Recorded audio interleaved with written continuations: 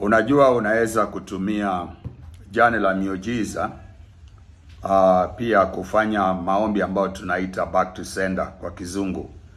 Yaani kurudisha mshale mahali ulitoka.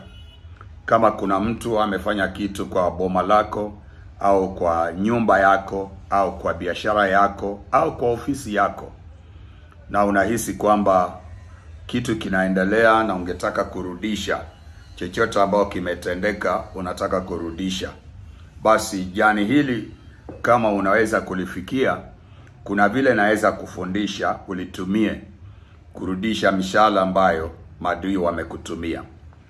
Kumbuka kwa video yangu ambayo imepita, nimesema si kila jani la muujiza lina uwezo wa kufanya kila kitu, lakini kila jani lina kazi ambayo unaweza kuitumia.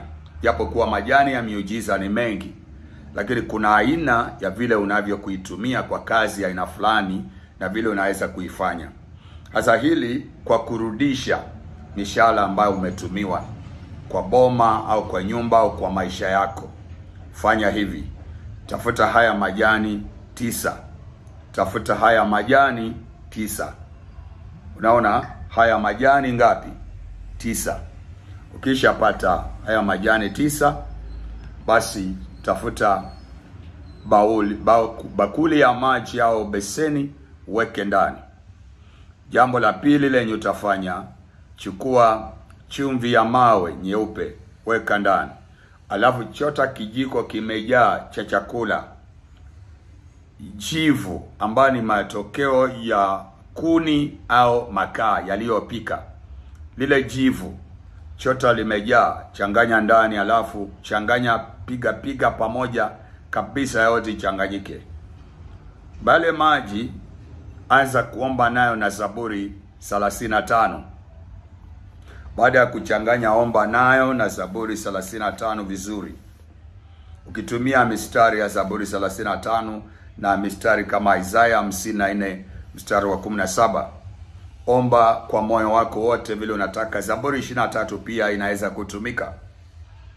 Bwana huniongoza katika uvuli wa mauti, Bwana utanihifadhi, utanilinda. Japo pita kwenye uvuli wa mauti, wewe Bwana uko pamoja nami, sitaogopa, manake uko pamoja nami. Utaomba maombi yanayotokana na maandiko yale.